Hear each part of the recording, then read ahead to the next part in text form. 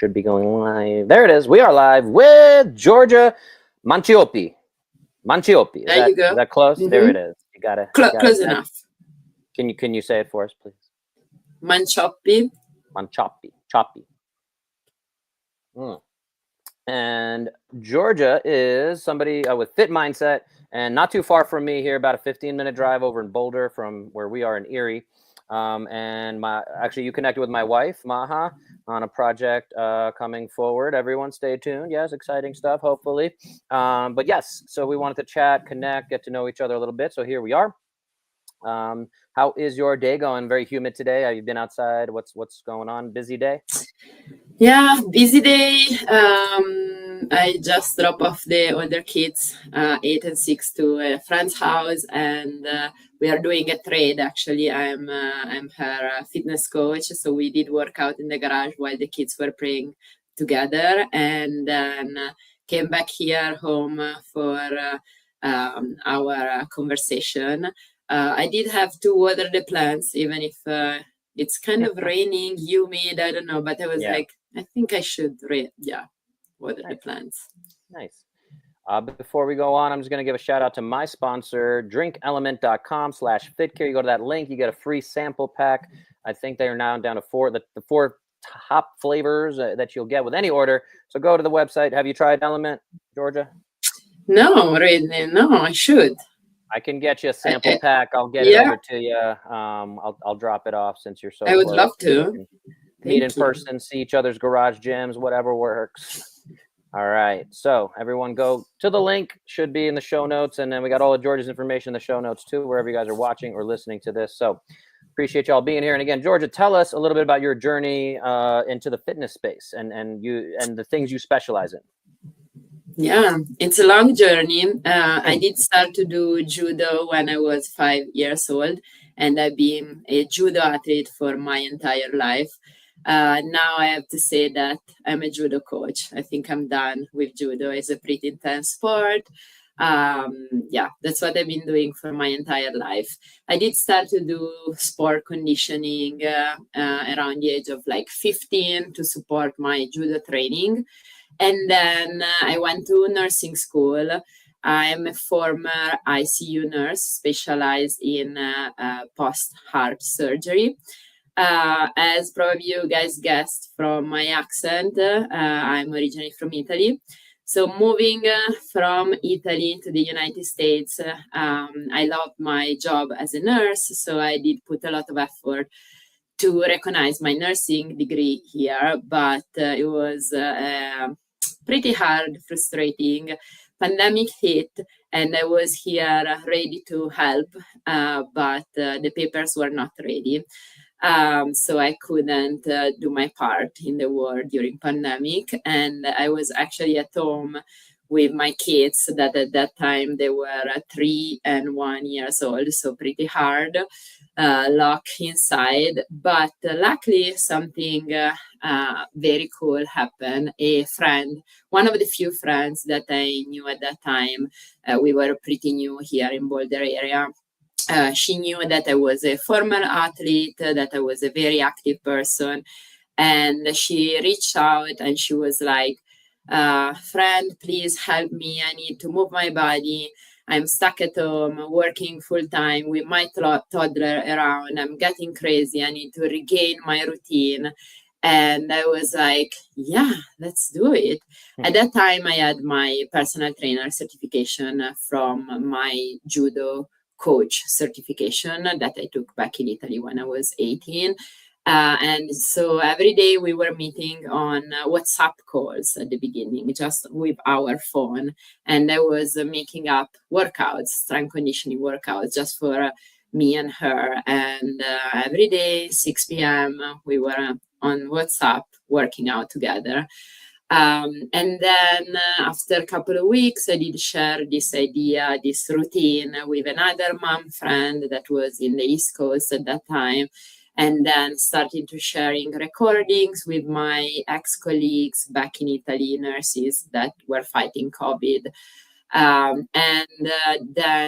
September 2020, I looked around and we were like in 20. working out all together every day. And so I decided that, probably it was my new career. And so I opened the LLC, and from there, everything started. We were a group of friends, mom friends, working out together. And exactly when I realized that basically all my students were moms, I was like, I want to support them better. So I did start to take my prenatal and postpartum certification. So the program kind of transformed to like a regular strength conditioning program to a program that to support moms establishing an active routine, but also working on their core, regaining their core strength, postpartum, and so on. And then, of course, like in 2021, after like 1 year and a half, when pandemic kind of like slowed down a little bit, I started to go more in person. I do teach classes at CO Boulder and for City of Boulder. And then I offer more in-person one-on-one if moms want to work more personalized. And you're doing workouts every single day on Zoom? Every day, 2-3 classes a day plus the in-person classes. So yeah, moms can work out with me wherever they want, however they want. So what are some of the biggest, let's talk top 2 differences that folks should be aware of if they're working as a personal trainer with a mom that maybe they haven't gotten certified yet in any kind of specialization, but give us your top 2 things you think everyone should know that moms need to modify, whether they're prepartum, postpartum, those kind of things. The first thing is briefing. I think in the basic personal trainer certifications, they don't teach us how to really connect with our core and our breath work. So the first thing that I teach to my moms is literally when to inhale and when to exhale during every single exercise. Using a squat, that is one of the easiest exercises that everybody knows. I usually encourage my moms to inhale, preparing the movement, and have it like expanding their rib cage, expanding their hips, kind of like achieve the full range of motion with their pelvic muscles, and then engaging and close the zip that goes from their tailbone to their sternum, and then take the movement all the way down, all the way up, exhaling. The second thing that moms need to really focus on is, again, more their core. And through prenatal and postpartum, we need a lot of adjustment. Generalizing like the workout, we kind of need to see prenatal kind of going down. That doesn't mean that the workouts get easier. It's just that the focus change. So we focus a little bit more less on core, prioritizing upper body, shoulders, glutes, legs that need to support this growing body. And then during postpartum, again, we try slowly to regain the strength in the core. So it's like shifting focus, fitness goals during this transformative season of their life. Nice. Very good. Yeah. And again, I think for a lot of folks, I've heard women as they go through pregnancy, just go to their normal fitness place, or if they're in a gym, they might go to the personal trainer and they ask like, what should I be changing? What should I be doing? And I've heard really bad advice of just like, oh, just do it lighter or just don't go as hard. Yeah. No. And so, yeah, there's a lot more science to it for sure. So I appreciate you bringing that to the forefront. So I do have to ask before we keep talking about fitness is as somebody from Italy and living in Boulder, and I'm from New York. So we have plenty of good Italian food there, but yes, I would love to know your top, and I don't know if you don't want to put any specific people on, you don't have to say any bad things, but the Italian food out here has not been overwhelming, but I don't know, do you have like 1 or 2 places that are like, you're like, this is kind of good? No, nothing?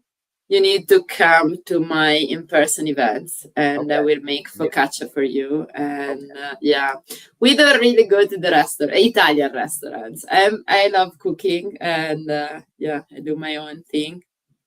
Okay. So no recommendation. That's probably the best way to go. Have you tried Il Pastillo off I Arapaho? heard about that. I think it's like the best without going to like Basta, which is very expensive. Yeah. I heard about that. I only have one Italian friend here Mm, around, and he did try that, and he said that it was good enough. So okay. yeah. Good enough. Good enough. Hmm. All right, so back to fitness. So you have this journey and you're helping moms. What do you find moms? Let's go prepartum. Let's switch it up. So prepartum. What do you find again? Women coming in there. What are their biggest kind of concerns? And what do you feel like you have to kind of twist their arms to get them to understand the concept of getting stronger or anything like that?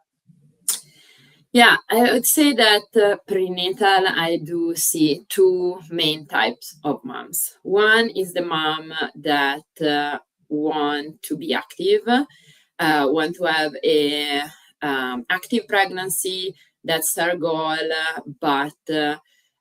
so she wants to move her body every day, and she feels lost. Like she doesn't know how to modify it. She knows that she should modify something, but she needs guidance. So joining my program and working with me, as I was mentioning before, I make sure that every step is personalized. We, again, as I was mentioning, now we can talk about the plank. In the first trimester, I let them do whatever feels good because all the guidelines says that if you're strong, if you're active, and if there are no any medical conditions, we can do whatever we want. Some moms may be afraid of jumping in the first trimester, and it's totally reasonable. So in that case, we move to like low impact variation. But in terms of core, there are no concern of doing anything different than what they were doing before. Second trimester, we start to make all the core exercises a little bit easier. So maybe plank, instead of being on our feet, goes on our knees or at the wall. The sit-ups can be like gentle sit-ups, and more like the focus need to be on the connection brain core to set success for postpartum. And then third trimester is literally showing up, but the focus move from the core to the upper body and the legs. So those moms are looking for guidance, and I'm there for them every day to support them and to lead them. The other type of moms that I work with are athletes, endurance athletes. We are here in Boulder area, where everybody is pretty active, and they have like an history of being athlete and wanting to train hard. So the advice that doctors and nurses, midwives, doulas usually gives, like go lighter, it's not a thing for them, and I totally relate with them because I was one of them. Go lighter doesn't mean anything. You just like they get lost, and they're like, no, I want to train, I want to feel my body, I want to push hard, but I need to know how to do it. So with them, I do work in a different setting. Usually I go to their gym. If they are runners, we go running together, and I support them. Again, like with runners, is sometimes a little bit more delicate, because in the third trimester, I would rather them stop running. But if they really, really need to run, and I understand that for their mental health, I want to be there for them every day to see how they run, how they move their feet, literally, their hips and all of that, the alignment, feet, knees, and hips.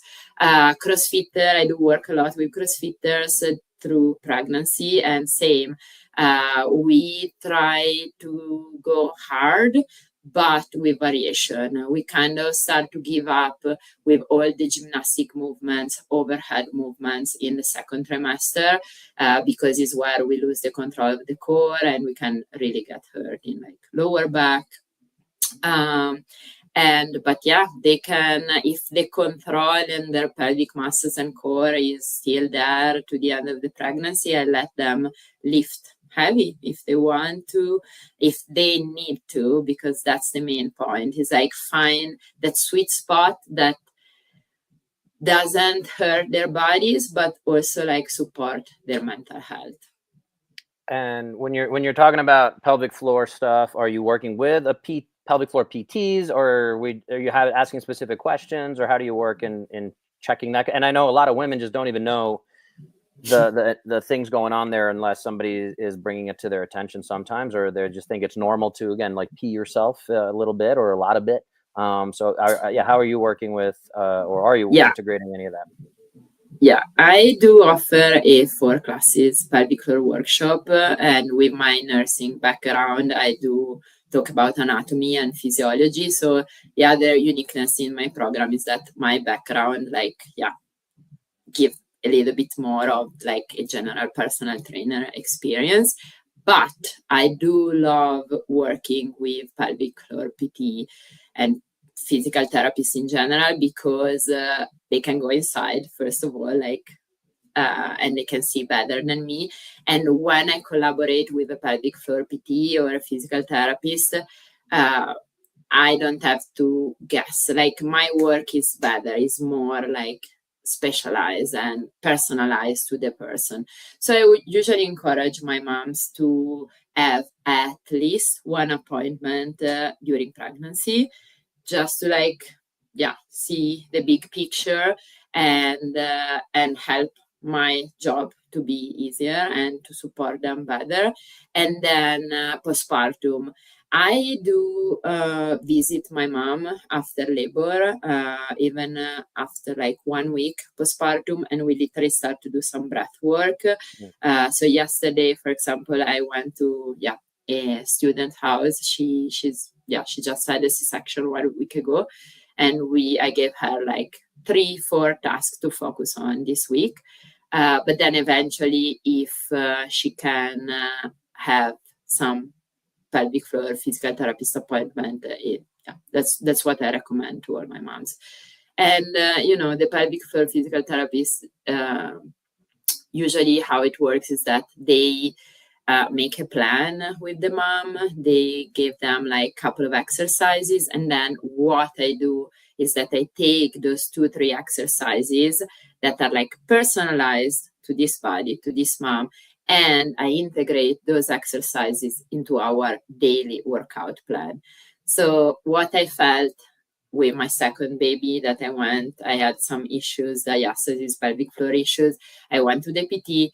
The PT gave me some exercises, and my athlete mindset at that time was like, oh my goodness, they're super cool exercises. And then, boom, I needed to train hard, right? So maybe I did a couple of times those exercises and then forgot about them.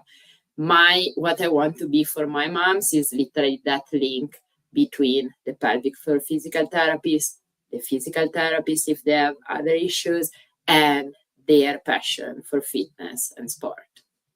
So you mentioned you had it yourself, and so I'd love to get your perspective. It was literally my next question set up about diastasis recti. For anyone not familiar, little separation down the linea alba of the 6-pack muscles there. But yeah, if you can tell us a little bit about how you dealt with it, or if you want to share that, and or how you deal with it with your clients. Yeah. So what happened to me was that I had my first son at 26, and I literally went from being a high-level athlete in judo, competing hard, to being pregnant. Beautiful, amazing. I think I did pretty good during pregnancy because, again, judo is a pretty intense sport. So you realize that after the first trimester, you need to give up on that. And so I started to do my strength conditioning program on my own, going to the gym, walking a lot, an amazing, active, super strong pregnancy, awesome.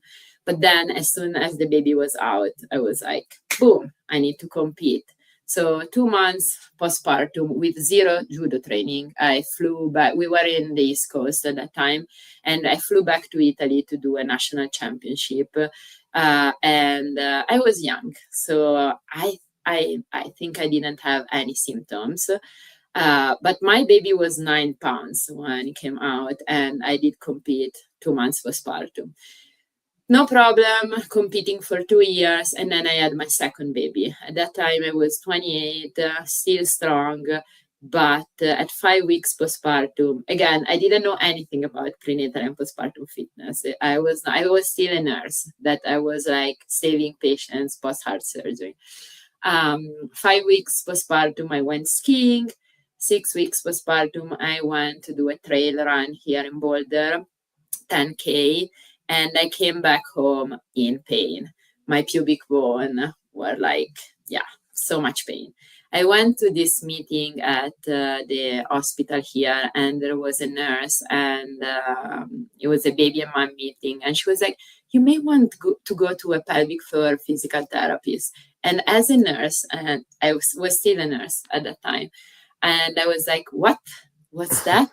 I never heard about that. And it's crazy. I mean, I think I did study pelvic floor anatomy when I did my anatomy exam back in 2012.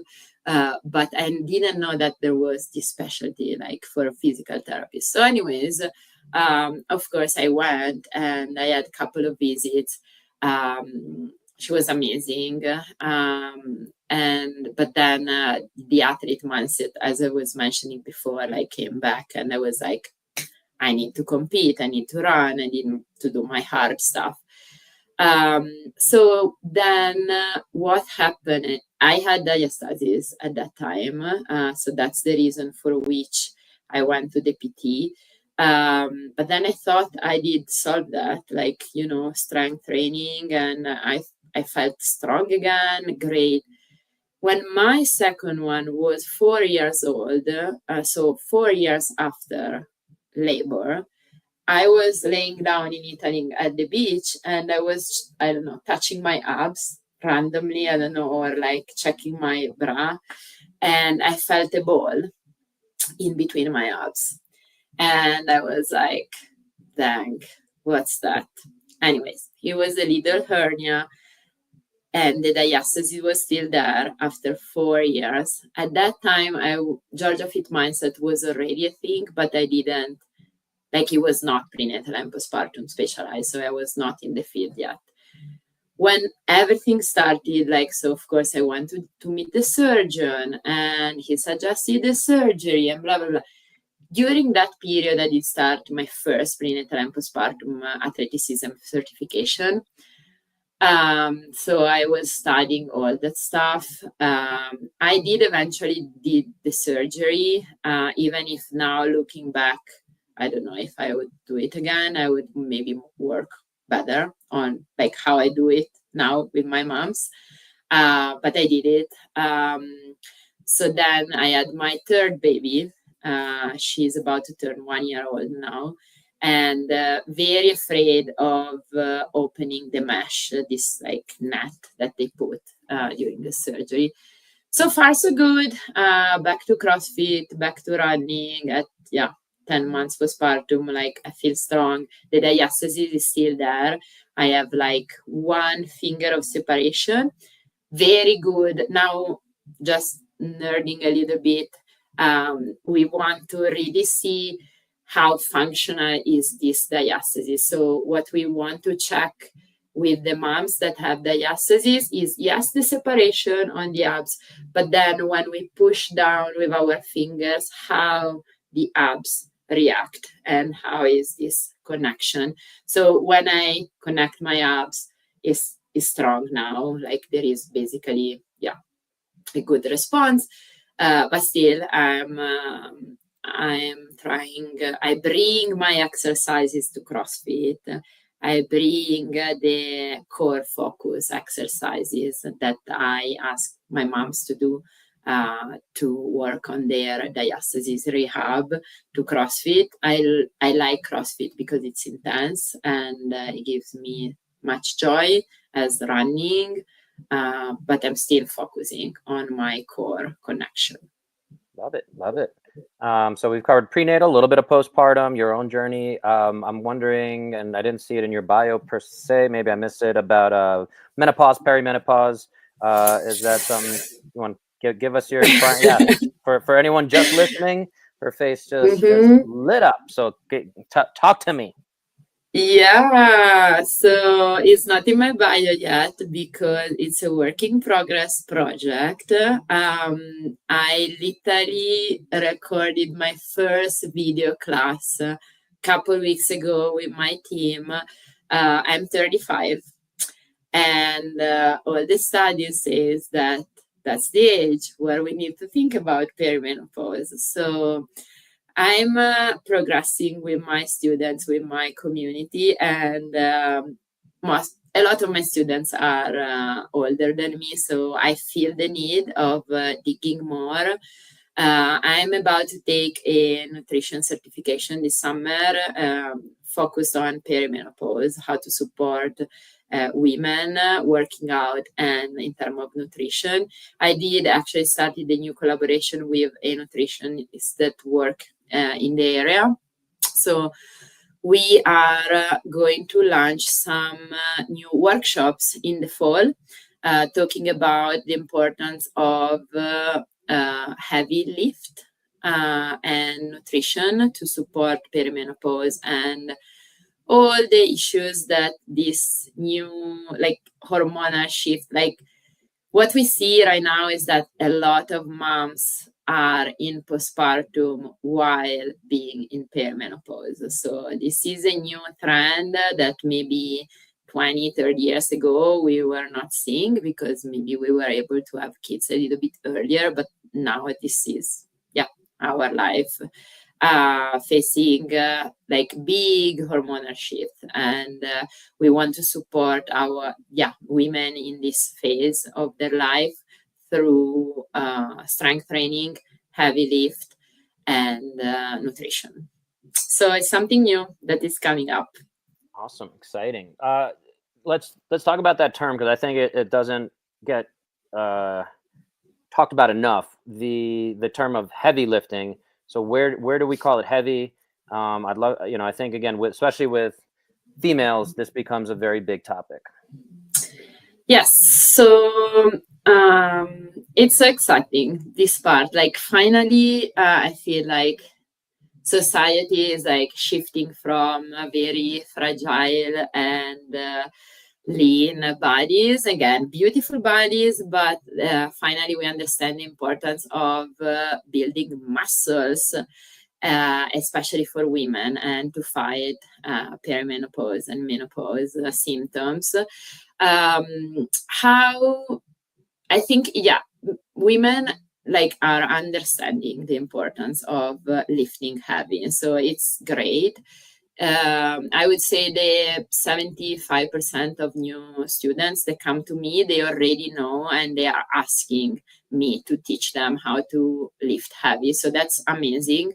My approach with these women is that we do try to see, like I teach them how to lift first. We start with like 4 super simple lift, and usually they are back squat, deadlift, bench press, and shoulder press, or a reverse row. It depends on like their control on core. Sometimes going overhead can be hard for the core. So, but those are the 4 lifts that I start with. I do start with 10 reps for 3 sets. Guidelines for prenatal and for perimenopause and menopause suggest heavy lift 4 to 6 reps for 3 sets during your workout day. I do start with 10, with a little bit lighter than what they could do at 4 to 6, because I do believe that repetitions and form are the most important thing. I don't want them to get hurt after 2 months and then give up for the rest of their life. So we train with 10 reps, 3 sets for like a couple of months. And then once we try the PR, so we try to do the heaviest lift, 1 rep max. Once we set that, we set the percentage for 4 to 6 reps. Very straightforward plan, nothing fancy. 2 days a week, 2 movements a day, upper body, lower body, boom. That's how I make them start. And I bring it up because again, I get a lot of folks in more physical therapy, women getting injured. I check in like, what do you normally do? They say I do some weightlifting. and I kind of ask more questions, and I'll, a lot of times they're not going much heavier than like 10 pounds. And sometimes there's, I think, yeah, to your point, I think that a little bit of the narrative is changing. It's like, I don't want to get bulky conversation as a woman. And the other part I say, especially, you mentioned you're 35 years old, but someone who wants to have children is not lifting weights. I'm like, what are you going to do when you have to hold your 25-pound toddler, and then and open the door and cook and do all these other things? So the lack of strength training in what we consider heavy also is, to me, it just doesn't make sense. And I think a lot of injuries I see are partly because of that. And so, yeah, I'm glad, again, it sounds like, yeah, you're nothing fancy, like you said, but again, that's what the science says. So I appreciate that you're putting that out there. Yeah, and I feel like all my students' moms are super busy. We are all super busy in this life, right? So we really want to make it simple, make it happen, show up. So a couple of exercises, very easy but very effective. In my online program for like busy moms, to help them to show up, that is a little bit easier than going to the gym. If you don't have a gym in your garage, it cuts the commuting time. We of course use lighter weights because they are at home, and so we go from like 8 pounds to 15 pounds dumbbells or kettlebells. And the approach that I use is that we do more reps and we do a lot of body weight. So there is a lot of plank, there is a lot of high intensity. A lot of studies for perimenopause and menopause suggest to kind of quit cardio for hormonal shift. And I'm talking to the runners that are listening right now, to the endurance athletes. If you love cardio, I do love cardio. That's my way to go. I don't love weightlifting. I do it because I know that I need that for running and for other performances, lifting the kids, lifting the babies, and all of that. Keep the cardio. What I'm encouraging my students to do is find your best routine. Same for food. We don't want to eat something that we don't like, right? But we want to eat healthy. So we are putting more greens in our nutrition. Same for fitness. Go for your passion. If running is your passion, if biking is your passion, if combat sport is your whatever, climbing, go for it. That needs to be your joy. But then you know that you need to implement with some strength training. So for a runner, maybe she goes for 3 long runs a week, and then I ask her to do 2 strength conditioning and 1 heavy weightlifting program. Again, you touch base. If for a busy mom, working moms that has just 2 days a week, maybe we do 1 strength conditioning with some cardio and 1 heavy weightlifting plan. So the joy needs to be there. Otherwise, the plan is not going to stick for long. Yeah, the really way that when I've worked with this population, the thing I say is, if you're limited on time, the one thing I want you doing is carry something heavy. I really try to build up the suitcase carry just in one arm, literally 10 minutes once a week. I say that's enough if you're going hard enough. And again, that difficult level needs to be up in that 8 out of 10 level of perceived effort exertion. And if it's not that level, then yeah, I think they're leaving a lot of money on the table. But that's where I simplify it. But I love all the other exercises. But when we boil it down, that's the one I've been pushing recently. So yeah, excited to hear how your new offering emerges. Appreciate your time. I hope folks got a lot out of our time here. I want to be respectful of your time. I know you got a lot going on too. And anytime I hear the thick Italian accent, I want a Negroni. So I don't know, but we'll have to meet up. There you go. I can make you one. It's my favorite drink. We can compare yours versus mine or whatever, but it's definitely one of my favorite drinks of all time. So we put all your stuff in the show notes, but where's the best place to connect with you, Giorgia? Instagram is the best place where you can reach out. I'm very active there. Yeah, posting and preaching out there. So the Instagram account is Giorgia fitMindset. Awesome. That's in the title for anyone watching. It should be again in the comments, so the show notes. Well, I got at least 1% better. I hope everyone out there did too. Thank you again, Giorgia. We will see you all next